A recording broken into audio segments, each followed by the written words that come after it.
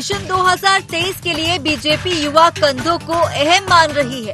तभी तो बीजेपी ने अपनी यूथ विंग को चुनावी तैयारी से जोड़ने के लिए 2 दिन तक प्रशिक्षण वर्ग रखा है, जिसका शुभारंभ मुख्यमंत्री शिवराज सिंह चौहान ने किया। सिवनी में आयोजित इस 2 दिवसीय प्रशिक्षण में सीएम शिवराज सिंह चौहान ने भाजयुमो पदाधिकारियों को जीत के टिप्स दिए और भाजयुमो पदाधिकारियों को जमीन पर काम करने का मंत्र दिया। दरअसल बीजेपी बूथ स्तर पर अपनी पकड़ मजबूत करना चाहती है, जिसमें भाजयुमो की अहम भूमिका है। यही वजह है कि पार्टी अब युवा इकाई को बूस्टअप कर रही है। गौरतलब है कि प्रशिक्षण वर्ग में पार्टी के वरिष्ठ पदाधिकारी और रणनीतिकार भाजयुमो पदाधिकारियों को ट्रेनिंग देंगे। इस प्रशिक्षण वर्ग में प्रदेश भर के लगभग 250 से अधिक भाजयुमो पदाधिकारी शामिल होंगे। केंद्रीय स्तर का कार्यकर्ता हो या बूथ स्तर पर काम करने वाला कार्यकर्ता हो, वो प्रशिक्षित हो और विचार के हिसाब से राजनीतिक क्षेत्र में काम करे, जनता का कल्याण और प्रदेश का विकास करे, ये हमारा मंतव्य है। और युवा मोर्चा हमारी वो विंग है जो युवाओं के बीच में काम करती है, तो उसके नेता, हमारे कार्यकर्ता पूरी तरह प्रशिक्षित हों और उनको हमारे विचार, हमारे कार्यक्रमों की सही जानकारी मिले और वो शुद्धता की राजनीति को, शुचिता की राजनीति को आगे बढ़ाएं। इसलिए ये प्रशिक्षण शिविर किया जा रहा है। एक तरफ बीजेपी यूथ को जोड़ने के लिए युवा मोर्चा को चुनाव जीतने के गुर सिखा रही है, वहीं कांग्रेस भी अपने युवा इकाई पर विशेष फोकस कर रही है। युवाओं को साधने के लिए कांग्रेस अलग अलग अभियान चला रही है। यूथ कांग्रेस अध्यक्ष श्रीनिवास बीवी खुद इस अभियान में जुट गए हैं। चुनाव आ रहा है और चुनाव में युवाओं की भूमिका बहुत महत्वपूर्ण होती है। इसलिए सभी राजनीतिक दलों को युवाओं को महत्व देना आवश्यक है। उनके साथ में एक जिम्मेदारी देने की बात है, तो उसके लिए तो कांग्रेस पार्टी के युवक कांग्रेस हमारे है, उसके द्वारा बहुत सक्सेस काम किया जा रहा है। अभी राष्ट्रीय अध्यक्ष कल आए थे, उन्होंने बैठक ली और उन्होंने कहा है कि हर बूथ पर हमारे लोग रहेंगे और लोगों को नए युवाओं को टिकट भी दिलाएंगे। और पिछली बार जितने युवाओं को टिकट मिले थे उसमें मैक्सिमम लोग जीते भी थे। तो भारतीय जनता पार्टी तो सिर्फ युवाओं को दिखावा कर रही है और कहीं ना कहीं उनके नाम पर एक तरह से लालच देकर उनको योग जोड़ना चाहती है। लेकिन जहाँ संघर्ष है वहाँ अगर लोग जुड़ते हैं तो तन से वो मन से जुड़ते हैं। कांग्रेस पार्टी में आज जो युवा काम कर रहे हैं वो तन मन से जम के काम कर रहे हैं। भाजपा में जो लोग काम कर रहे हैं वो कहीं ना कहीं लालच काम कर रहे हैं। युवाओं की उनके पास कोई है नहीं, लेकिन भारतीय जनता पार्टी उन्हें कुछ ना कुछ लालच दे देती है, प्रलोभन दे देती है या उनकी व्यवस्था कर देती है। युवक कांग्रेस में दिख रहे हैं, बाकी वास्तविक युवक तो कांग्रेस पार्टी में दिख रहे हैं। गौरतलब है कि बीजेपी और कांग्रेस दोनों सियासी दल युवा वोट साधने के लिए अपने विंग को मजबूत कर एक्टिव करने में लगे हैं। अब बड़ा सवाल ये है कि इन दोनों दलों की कवायद कितनी कारगर साबित होती है, ये तो चुनाव परिणाम के बाद ही पता चल सकेगा। Bureau report IND 24।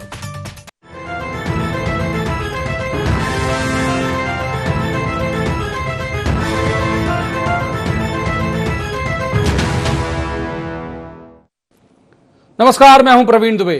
क्रिकेट में कहा जाता है कि भाई पकड़ो कैच और जीतो मैच, और पॉलिटिक्स में अगर उसका तर्जुमा करें तो पकड़ो यूथ और जीतो बूथ। तो आपने देखा दोनों पॉलिटिकल पार्टी जो है वो कल यूथ कांग्रेस के भी राष्ट्रीय अध्यक्ष आए थे, वो भी तैयारी में जुटे हुए हैं। बीजेपी 2 दिन का वो कर रही है। बीजेपी और कांग्रेस के उसमें फर्क इतना है कि बीजेपी का अगर यूथ का भी कोई सम्मेलन होता है तो चीफ मिनिस्टर पहुंचते हैं वहां, प्रदेश अध्यक्ष पहुंचते हैं वहां। इस तरह से पूरी जमावट की जाती है कि भाई उन्हें ठीक ये लगे कि हाँ वो उस परिवार का अंग है और वो उस प्लानिंग में शामिल हैं जो प्लानिंग उन्हें 2023 के चुनाव में जिताएगी। तो इन्हीं सब मसलों पर आज बात करेंगे एजेंडा में। सबसे पहले आपको बताते हैं कि एजेंडे के मुख्य बिंदु क्या है। सिवनी में प्रशिक्षण शिविर होने के क्या मायने, इसे समझेंगे बहुत अच्छे से। क्या ट्रेनिंग से पूरा होगा बीजेपी का टारगेट? यात्रा बनाम प्रशिक्षण, कौन जीतेगा मिशन 2023 का रण? और किस सियासी दल की रणनीति लाएगी रंग? तो जाहिर बात है कि किस को हम 2 पार्टी माने, अमूमन एमपी में द्विदलीय व्यवस्था ही काम करती है। बहरहाल सबसे पहले मेहमानों का परिचय मैं करा दूं। जितने लोग अभी हमारे साथ जुड़े हुए हैं या जो जल्दी जुड़ जाएंगे उनका भी बता देता हूं। तीनों मेहमान जुड़े हुए। चेतन सिंह है हमारे साथ, बीजेपी के प्रवक्ता हैं, स्वागत है चेतन जी का। दूसरे मेहमान है राम पांडे, एक कांग्रेस के प्रवक्ता हैं, बहुत स्वागत है राम जी का। तीसरे मेहमान है धर्मेंद्र पैगवार, वरिष्ठ पत्रकार हैं, बहुत स्वागत है धर्मेंद्र जी का भी। शुरुआत कर लेते हैं जाहिर तौर पर चेतन जी से ही। चेतन जी, एक जो मीटिंग हो रही है वहां पर 2 दिन की सिवनी में, क्या 11 सूत्र जो समझ में आया कि भाई 11 सूत्र 11 गुर सिखाए जा रहे हैं, जो जितना सार्वजनिक कर सकते हैं उतना तो कर ही दीजिए। क्या सिखा रहे हैं आप अपने युवाओं को? प्रवीण जी, कोई नई चीज नहीं सिखा रहे। वर्तमान की परिस्थितियों में कुछ मुद्दों के साथ नई बातें जुड़ जाती हैं, इतना ही तो होता है। भारतीय जनता पार्टी के प्रशिक्षण की एक इकाई है और भारतीय जनता पार्टी भारतीय जनता पार्टी के विंग का भी प्रशिक्षण करती है। ऐसा नहीं केवल हम यूथ का प्रशिक्षण कर रहे हैं, हम हर वर्ग का प्रशिक्षण करते हैं। हमने युवा मोर्चे का किया, हमने किसान मोर्चे का किया, हम अल्पसंख्यक मोर्चे करेंगे, हमने जो हमारे वनवासी बंधु हैं जिनको हम शेड्यूल कास्ट टाइप कहते हैं उनका भी किया, ओबीसी वर्ग का भी किया। तो भारतीय जनता पार्टी में प्रशिक्षण की एक लंबी श्रृंखला है। समय के साथ जो परिस्थितियां रहती हैं उन परिस्थितियों को सम्मिलित करते हुए भारतीय जनता पार्टी कार्य करती है। मध्य प्रदेश इस बात के लिए धन्यवाद का प्राप्त करने का अधिकारी है, क्योंकि मध्य प्रदेश में जो यूथ की जब हम बात करते हैं, स्वतः ही मुख्यमंत्री शिवराज सिंह चौहान जी का नाम हम सबको याद आ जाता है, क्योंकि 1 वोट 10 यूथ का जो स्लोगन माननीय शिवराज सिंह चौहान जी ने दिया था और उस स्लोगन के साथ इस मध्य प्रदेश में जो मशाल यात्रा निकाली थी, उस मशाल यात्रा ने मध्य प्रदेश में कमल के फूल के खिलने का रास्ता प्रशस्त किया था। और वह जो नींव का पत्थर डाल करके चले हैं राम जी को इन कर लेते हैं। पहले सवाल में बहुत वक्त दिया, राम पांडे जी को इन कर लेते हैं। राम पांडे जी, एक खूबी तो है इनकी, और इनसे मैं भी गैर भाजपाई होने के बावजूद और गैर कांग्रेसी होने के बावजूद इम्प्रेस इस वजह से रहता हूं कि इनके छोटे छोटे आयोजन में भी इनका बड़ा बड़ा नेता शामिल होता, पूरा वक्त निकालते। मतलब चीफ मिनिस्टर अगर पहुंच जाए पूरा वक्त दें, प्रदेश भाजपा अध्यक्ष पहुंच जाए पूरा वक्त दें, तो आपको लगता है कि जो चैनलाइज हो जाती है एनर्जी जो यूथ की है वो कई बार आपके यहाँ मिसिंग दिखता है?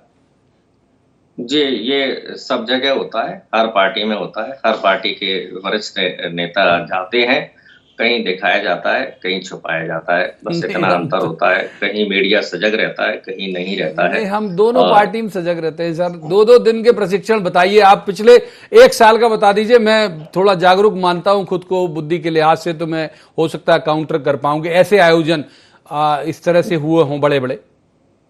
ये तो कुछ भी नहीं है। विक्रांत भूरिया यूथ कांग्रेस के प्रदेश अध्यक्ष बने थे, तो उन्होंने बड़ा आयोजन किया था और प्रदेश के उसमें लगभग सभी वरिष्ठ नेता पहुंचे थे, लेकिन उस पर मुझे डिबेट के लिए नहीं बुलाया गया था, मुझे इतना याद है। उसके पहले कुणाल चौधरी बने थे, उन्होंने भी बड़ा आयोजन किया था। उनके पहले प्रियव्रत चौधरी थे। और हमारे यहाँ यूथ को जितने भी मैं नाम गिना रहा हूँ सबको विधायक का टिकट मिलता है और 10-20 यूथ कांग्रेस के अलग कार्यकर्ताओं को भी मिलता है।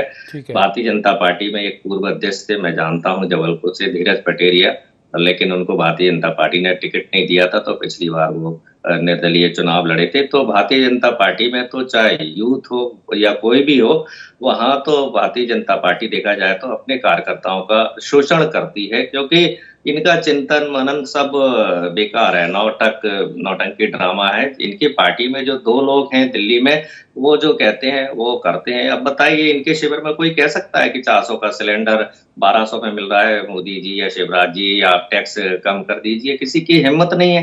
पेट्रोल डीजल के दाम क्या कम करने की हिम्मत है? बस वहां खाया पिया और चले गए। तो इनके चाहे यूथ का हो या इनके बुजुर्गों का, पहले सवाल में आपको बहुत वक्त दिया। तीसरे मेहमान को इन कर लेता हूं, वक्त है, और आपने एक लाइन दी है वो हमारे उसमें था भी डिबेट में, वो पूछूंगा भी अगला सवाल बीजेपी के पास जाके। धर्मेंद्र पेगवार जी को इन करते हैं। धर्मेंद्र जी, इनकी जो मीटिंग हो रही है, आपको लगता है कि इस मीटिंग से वोट कन्वर्ट होता है? क्योंकि ये एनजीओ तो है नहीं, कर तो पॉलिटिक्स ही रहे दोनों लोग। वहां की भी मीटिंग के मायने यही है कि भाई चुनाव की मद्देनजर हो रही है, ये वोट में कन्वर्ट होगी? देखिए, वोट में कन्वर्ट होगी या नहीं होगी ये तो भविष्य बताएगा, लेकिन भाजपा की पहचान है, भाजपा की रणनीति का एक हिस्सा है कि भाजपा अपने कार्यकर्ताओं को समय समय पर प्रशिक्षित करती है, इकट्ठा करती है, बैठकें करती है, उनको बौद्धिक देती है और बूस्टअप करती है। और ऐसा जब से भाजपा बनी है 1980 से, तब से ये लगातार ये संघ की स्टाइल में काम करते हैं कि कार्यकर्ताओं को बुलाना, कार्यकर्ता की बात को सुनना, अपनी बात को बताना और समझना। अब ये वोट में तब्दील होगा। देखिए, युवा मोर्चा अभी मौजूदा जो दौर में जो है, ये अपने किसी आंदोलन से वोट में या जनता की बात को वोटों में तब्दील कर दे, मुझे ऐसा नहीं लगता है। लेकिन आप ये देखिए कि बीजेपी ने युवा मोर्चा, बीजेपी में जो मौजूदा नेतृत्व है, बीजेपी का जो राष्ट्रीय अध्यक्ष है जेपी नड्डा, वो युवा मोर्चा के राष्ट्रीय अध्यक्ष थे आज से 30 साल पहले। शिवराज जी जो मध्य प्रदेश के मुख्यमंत्री हैं, वो सिर्फ युवा मोर्चा की देन है। वो युवा मोर्चा में काम करते रहे, हुए। ऐसे कांग्रेस भाजपा में में दिग्विजय सिंह भी यूथ कांग्रेस के अध्यक्ष रहे, हाँ, सीएम बने। हाँ, कांग्रेस में भी, मैं सिर्फ भाजपा की बात नहीं कर रहा हूं, क्योंकि भाजपा का प्रशिक्षण शिविर पर हम बात कर रहे हैं, इसलिए मैं भाजपा का उदाहरण दे रहा हूं। भाजपा, लेकिन मैं, आप ये देखिए कि एक पीढ़ी के बाद कांग्रेस में यूथ कांग्रेस के जो लीडर हैं वो राष्ट्रीय राजनीति में या प्रदेश की राजनीति में बहुत स्थापित नहीं हो पाए। लेकिन भाजपा में आप देखिए कि कैलाश विजयवर्गीय हो, शिवराज सिंह चौहान हो, नरेंद्र सिंह तोमर हो, कमल पटेल हो, तो कोजीराव पवार जी का निधन हो गया, या विश्वास सारंग हो। मध्य प्रदेश में एक लीडरशिप जो आई वो युवा मोर्चा से आई, लेकिन से आई कांग्रेस में भी। एक बार इन करता हूं मैं, एक बार चेतन जी को इन कर लेता हूं। चेतन जी, मैं राम पांडे जी की बात से सहमत हूं आंशिक तौर पर।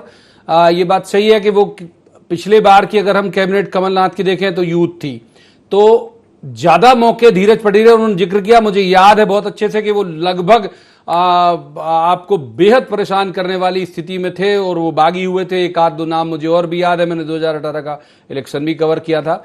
तो इनको टिकट के तौर पे क्यों नहीं देते? और नंबर 2, इसी का सप्लीमेंट्री मैं बाद में करूं, इसलिए साथ साथ ही कर लेता हूं कि सिवनी में करने की वजह कहीं ये तो नहीं कि इस बार पवार जी को सिवनी से ही लड़वा दोगे आप लोग? ये भारतीय जनता पार्टी है। भारतीय जनता पार्टी के बारे में जो लोग जानते हैं वो खुद भी बता सकते हैं कि पार्टी का प्रदेश का अध्यक्ष भी नहीं कह सकता कि मुझे टिकट मिलेगा कि नहीं, और मिलेगा तो कहां से मिलेगा। ये भारतीय जनता पार्टी, इसलिए कोई अगर अधिवेशन करा ले, कोई सम्मेलन करा ले, कोई कार्यक्रम करके, कोई प्रशिक्षण करके अगर उस पर ये समझे कि इस तरह का है, ये पार्टी की विचारधारा से मेल नहीं खाता। और हमारे काम करने की ये परंपरा भी नहीं है कि हम टिकट आधारित कोई भी चीज को संज्ञान में लेकर के हम अपने पार्टी का या पार्टी की जिस इकाई का हम नेतृत्व कर रहे हैं उसका दृष्टिकोण हम वहां पर ले जाकर के स्थापित करें। भारतीय जनता युवा मोर्चे में काम करते भी आपने धीरज जी का लिया, मेरे अच्छे मित्र, अच्छे कार्यकर्ता है, लेकिन सबको टिकट देना तो संभव नहीं है। हो सकता है वो वहां से डिजर्व करते हो, लेकिन पार्टी की परिस्थितियां नहीं बनती। लेकिन इसका तात्पर्य ये तो नहीं है कि हम पार्टी में इस तरह का नुकसान पहुंचाए, लेकिन हुआ, इसको लेकर के कहीं कोई इनकार नहीं कर सकते। बहन उमाश्री भारती भी युवा मोर्चे से ही चल करके आएंगे। एक नाम आप लोगों की चर्चा में छूट रहा था, ये वो नाम था जिन्होंने दिग्विजय सिंह के 10 साल के इस मध्य प्रदेश के कुशासन को खत्म करने का काम किया था। बहन उमाश्री भारती को, उनकी भूमिका को और उसमें युवा मोर्चे को हम भुला नहीं सकते। ठीक है, नेतृत्व कहीं से भी चले, बहुत वक्त दिया। राम पांडे जी को इनका लेता हूं। राम पांडे जी, अब ये इसी सवाल का एक अलग तरह से तर्जमा आपके लिए करूं तो जो कैबिनेट यूथ थी आपकी, वो सब सियासी पृष्ठभूमि वाली थी। ज्यादातर मैं गिनाना चाहूं तो वक्त चला जाएगा, फिर भी एक दो नाम गिना देता हूं। जयवर्धन सिंह सियासी पृष्ठभूमि वाले थे, सचिन यादव सियासी पृष्ठभूमि वाले थे, उमंग सिंगार सियासी पृष्ठभूमि वाले थे। तो जो आम यूथ है आपके यहाँ, वो एकोमोडेट होता है कि नहीं? अब आप सबको नॉलेज की कमी है तो मैं क्या करूं। प्रियव्रत सिंह कौन थे? दिग्विजय सिंह के भतीजे। बिल्कुल राजघराने से साहब, माने अगर ये विद्वता का पैमाना है आपकी। यूथ कांग्रेस अध्यक्ष नहीं थे वो?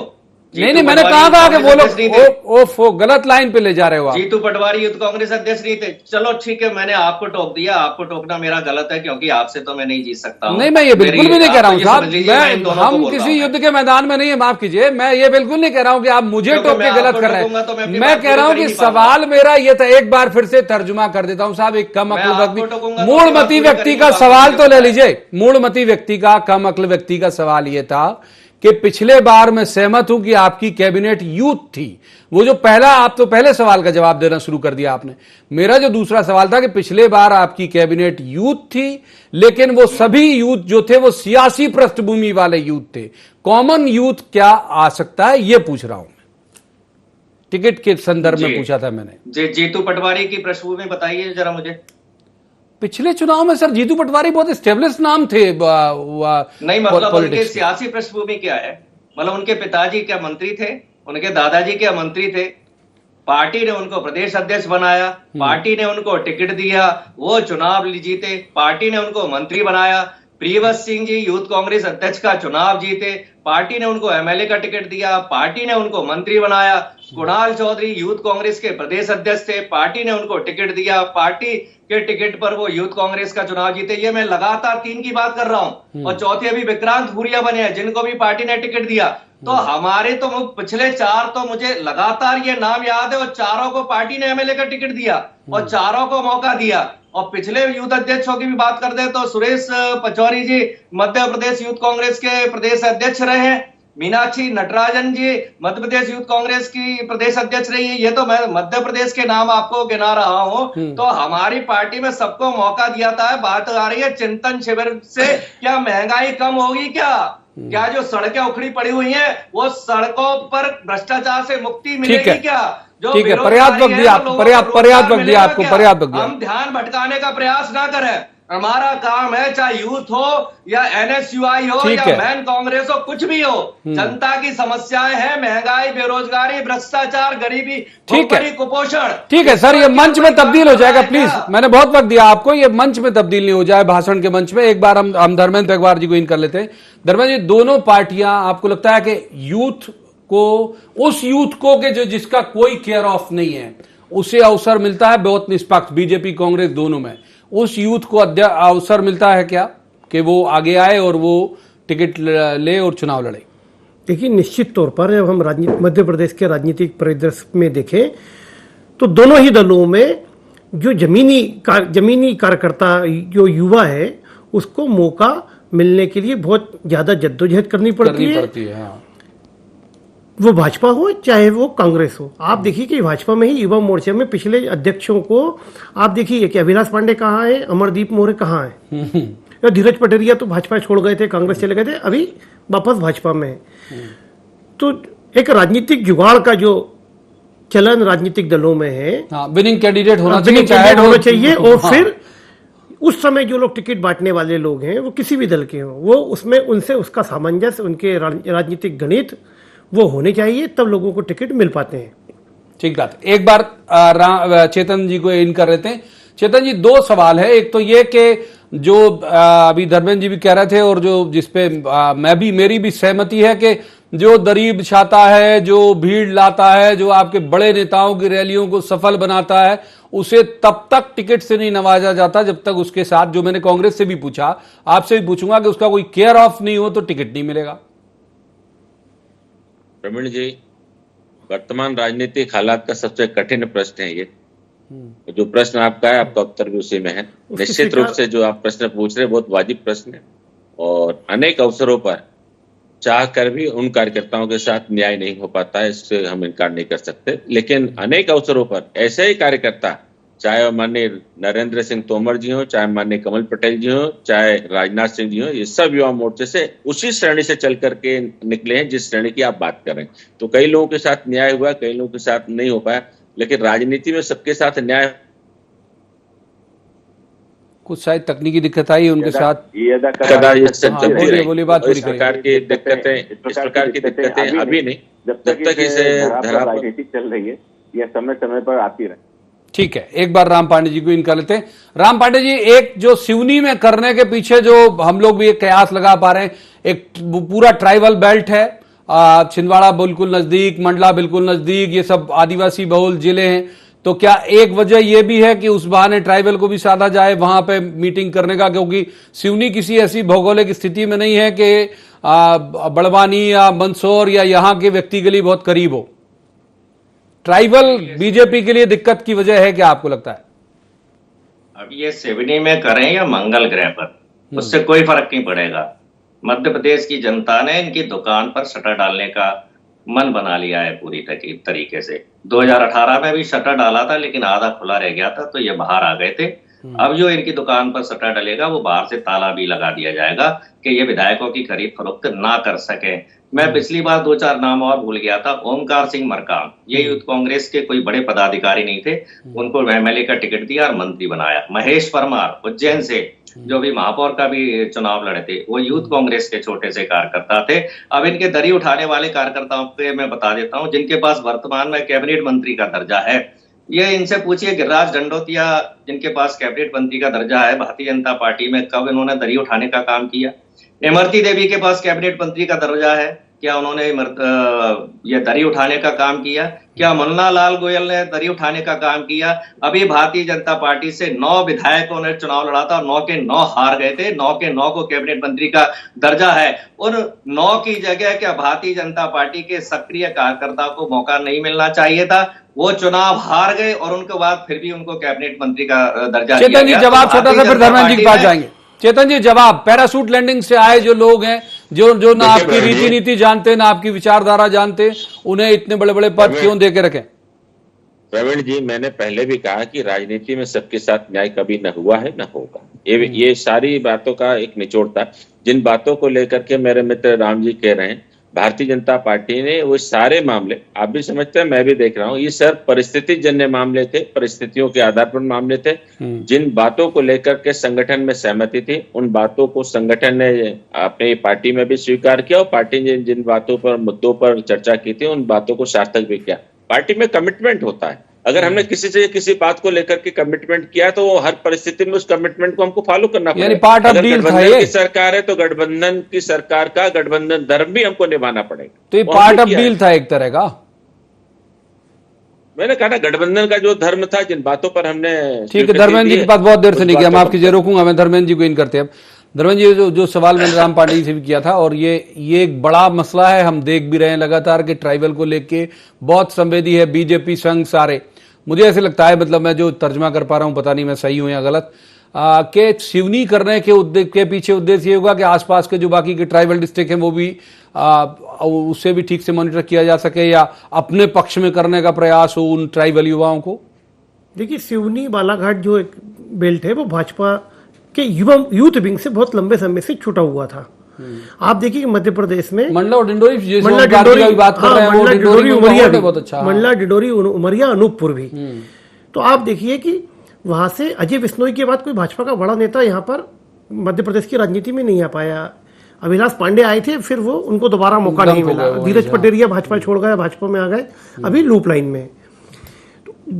तो सिवनी में करने का एक मुझे ऐसा लगता है कि चूंकि वैभव पवार वहीं के रहने वाले हैं, तो उनके लिए वहां पर काम करना या किसी कार्यक्रम को ऑर्गेनाइज करना ज्यादा सुविधाजनक रहा होगा, एक वो हो सकता है। दूसरा, क्योंकि जो महाकौशल है वहां पर कांग्रेस के कमलनाथ जी का प्रभाव ज्यादा है, तो भाजपा वहां पर एक कार्यक्रम करके अपने कार्यकर्ताओं को ज्यादा सक्रिय करना चाहती है। आप देखिए कि सिवनी बालाघाट में भी जो 2018 के चुनाव हुए थे, उसमें भाजपा की स्थिति कोई बहुत अच्छी नहीं थी। फिर भाजपा, अभी वहां पर जो विधायक है वो आयाती थे, सिवनी खास जिले का, खास शहर का। तो भाजपा अपने कार्यकर्ताओं को चुनावी रंग में रंगने के लिए। राम पाटिल जी को एक बार इन कर लेते हैं। राम पाटिल जी, जो जब भी मैनिफेस्टो बनता है या जो भी होता है, उसमें उतना प्रोमिनेंटली यूथ को रखती है क्या दोनों पार्टियां? बहुत ईमानदार जवाब आप चाहूंगा कि रोजगार एक मसला है, वो तो ठीक है, सबके में रहता है कि भाई हम रोजगार देंगे युवाओं को, या लैपटॉप या स्कूटी या इस तरह की चीजें, ठीक है, लेकिन क्या यूथ सेंट्रिक बनाने की कोशिश करती है, जबकि बड़ा फैक्टर चुनाव में युवा ही होता है? पहली बात तो मैं अजय बिश्नोई वाली बात कंप्लीट कर दूं। अजय बिश्नोई को वहां बहुत ज्यादा नहीं पूछा जा रहा है, तो इनका जो सिवनी में जो शिविर चल रहा है वो समझ लीजिए जीरो हो चुका है, क्योंकि अजय बिश्नोई जी ने अभी लेटेस्ट क्या कहा है कि शिवराज सरकार में शराब की दुकानें बढ़ती जा रही है। अजय बिश्नोई ने कहा है कि इस समय शिवराज सरकार सबसे भ्रष्ट सरकार है, और अजय बिश्नोई वहीं के रहने वाले जहां की ये शिविर चल रहा है। तो अभी सबसे ज्यादा जो कांग्रेस बात कह रही है, वही अजय बिश्नोई बात कह रहे हैं कि यदि सबसे ज्यादा भ्रष्टाचार चल रहा है तो भारतीय जनता पार्टी की मध्य प्रदेश सरकार में चल रहा है। ये अजय बिश्नोई के शब्द है। और दूसरी बात, मैं तो कहता हूं युवाओं को भी सम्मान मिलना चाहिए, महिलाओं को भी मिलना चाहिए, हमारे बुजुर्गों को मिलना चाहिए। हमारे बुजुर्गों की क्या गलती है? क्या उन्होंने युवाओं को पैदा करके कोई गलती की है क्या? बच्चों को भी सम्मान मिलना चाहिए, सभी को मिलना चाहिए। हमारी पार्टी में सबका सम्मान होता है, किसी को आड़वाणी नहीं बनाया जाता है। आज इनकी हिम्मत है किसी की के आड़वाणी जी से मिलने के लिए भी चले जाएं। चेतन जी, जवाब। पार्टी में आपको बाहर कर दिया जाएगा। इनके यहाँ तो बुजुर्ग हो, जवान हो, बच्चे हो, सबका अपमान किया जाता है। एक चेतन जी, जवाब, आपकी पार्टी में सब हर वर्ग का अपमान हो रहा है। चेतन जी, आपकी पार्टी सम्मान वर्ग को है, चाहे वो यूथ हो। सबसे ज्यादा टिकट हमारी पार्टी में चाहे सांसद हो या विधायक हो, यूथ को दिए जाते हैं। ठीक है चेतन जी, जवाब। नाम आपको बता चुका हूं मैं। भारतीय जनता पार्टी में अडवाणी जी का आज भी उतना सम्मान है जितना सम्मान वे भारतीय जनता पार्टी के राष्ट्रीय अध्यक्ष के रूप में पाते थे। मेरे मित्र हमको सुना रहे हैं, अरे मल्लिकार्जुन खड़गे को बताओ, खड़ाऊ के अलावा क्या हासिल हुआ, बताओ ना आप। आपकी पार्टी के मैनिफेस्टो में, आपकी पार्टी के होर्डिंग कटआउट विनाइल में खाली चैनलों पर चर्चा थी कि वहां पर उनको कहीं अभी स्पेस नहीं मिल रहा है उनको। तो ये तो पहले आप अपने उसमें देखो कि बैक स्पेस पे ही नहीं आ पाए आपके राष्ट्रीय अध्यक्ष। ये पार्टी परिवार की पार्टी है। पार्टी परिवार के लिए काम करती है, परिवार के विचारधारा के साथ काम करती है।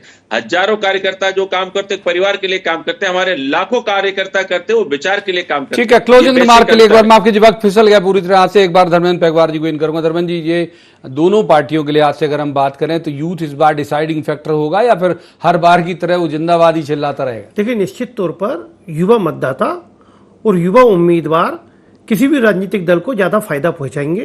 कांग्रेस ने 2018 में निश्चित तौर पर भाजपा से ज्यादा युवाओं को और नए चेहरों को मौका दिया था, जिसका नतीजा हमने देखा था कि वो 5 सीटें उनकी ज्यादा आई थी। और भाजपा यदि 10, 15, 20 अपने पुराने चेहरों को बदल देती, जो वो निर्णय नहीं कर पाए, जिसका खामियाजा भाजपा को भुगतना पड़ा। माफ कीजिए, वक्त इतनी चर्चा की इजाजत देता। बहुत शुक्रिया तीनों मेहमानों को इस चर्चा में शामिल होने के लिए। और जो हम बात कर रहे थे, ये घोर सियासी संवाद था और हमेशा की तरह मैं यही कहूंगा कि इसका जो भी रिजल्ट देखने मिलेगा आपको, वो तो तभी देखने को मिलेगा जब 2023 के चुनाव के नतीजे आएंगे। आज की इस चर्चा में इतना ही। कल किसी खास मसले पर एक खास पैनल के साथ बैठेंगे। तब तक आप देखते रहिए IND 24।